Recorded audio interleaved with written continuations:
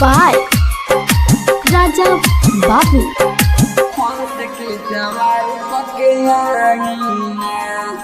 अरजी करिले बीरवाली हंस के सवारी कके आईना, हंस के सवारी कके आईना। अरजी करिले बीरवाली हंस के सवारी कके आईना, हंस के सवारी कके आईना। करीनी होरा परिल पौआ भगती में मनवा बुलाईना। अरजी करिल बीरवाली हंस के सवारी कके आईना, हंस के सवारी कके आईना। अरजी करिल बीरवाली हंस के सवारी कके आईना, हंस के सवारी कके आईना।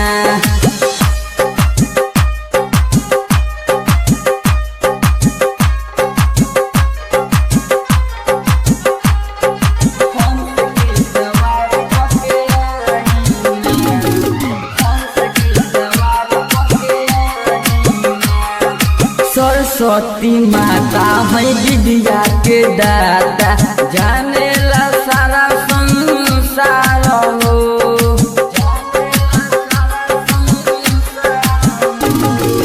सरस्वती माता है विद्या के दाता, जानेला सारा संसार हो।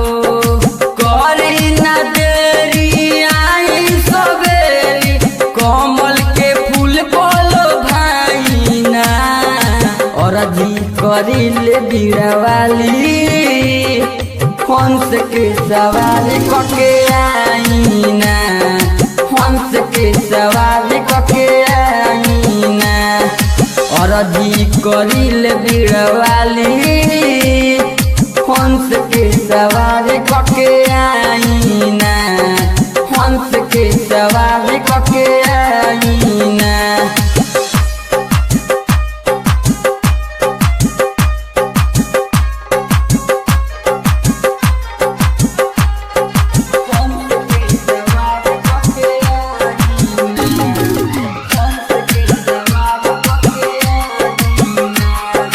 बानी बेचयन होतल सता नयन, करेला तोहार दर्शन।